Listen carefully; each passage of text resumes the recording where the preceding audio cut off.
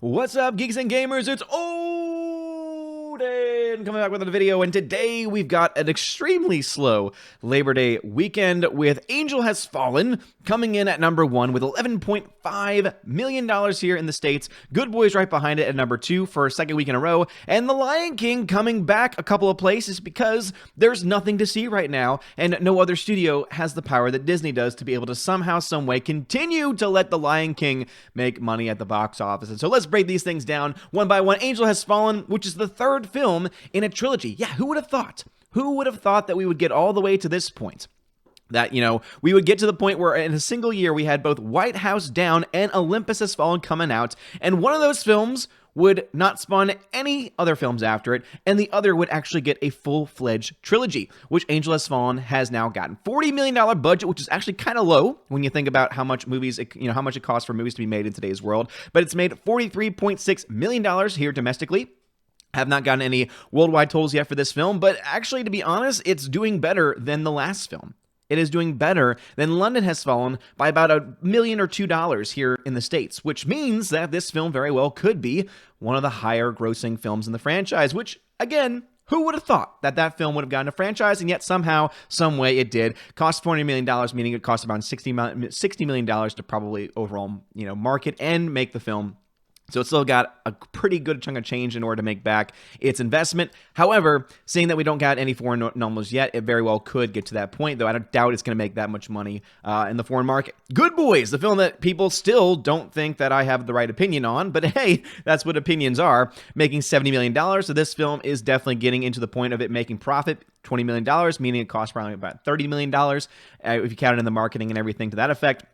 60% of the entire worldwide box office means that this film has indeed started to make profit at this point in time. I still really don't understand the appeal to it. I still think the kids are too young to be doing and doing the things that they're saying on screen, but again, that is just me there. Lion King, though, $1.5 billion, so as you can see, it's still not getting much further than the $1.5 billion, but it's still making millions every weekend, so this film will likely end up ending around 1.6 to 1.7 tops. I don't really see it going that much further.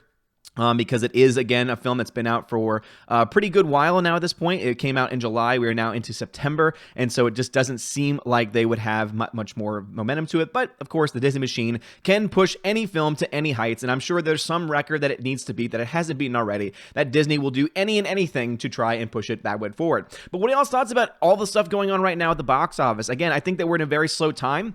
You don't have any new major Disney releases, which, as we all know, is the only films that are really making any money right now. We'll go ahead and look to the top 5, top 6 films of the year, and they're all Disney or at least associated with Disney. And then you have to drop $500 million to get to the next film, which is How I Met Your Dragon 3, which is, to me, kind of scary overall. Dora the Explorer is actually still up there, again, still in the top 10.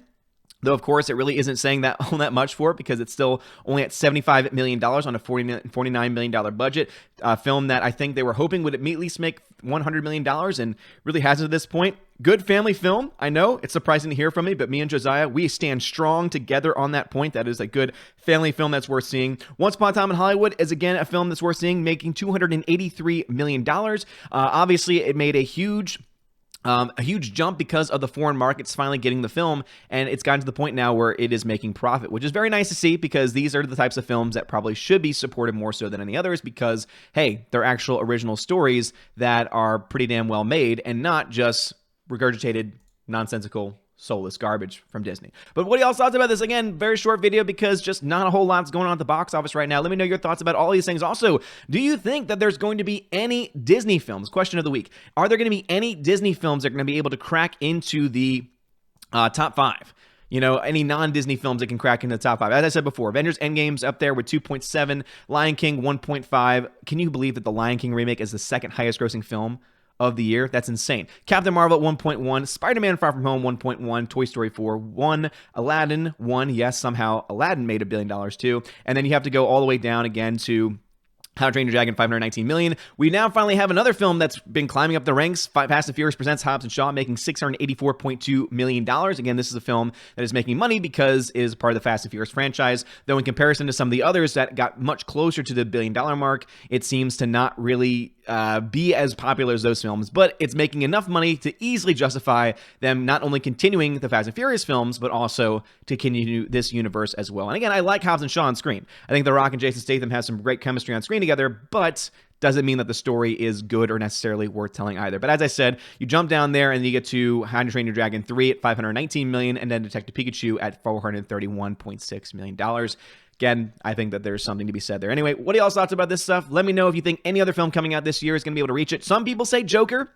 However, based on early reactions to the Joker, it seems that that film is being seen more as an indie sensation, more so than anything else. It's an indie sensation type film that happens to be about a comic book character. And so something tells me that that might be enough to keep some people from going to see it in the theaters. I don't see that film being a billion-dollar juggernaut, but hey, who knows at this point? DC could easily try and market it as such and try and get as many butts in the seats as possible. Let me know your thoughts about this stuff in the comments below. If you like this video, smash that like button, give us a subscribe, it helps us a lot. You're all amazing and beautiful people. Go check me out on Odin's movie blog for more information about all these things. Have a wonderful day, and as always, God bless.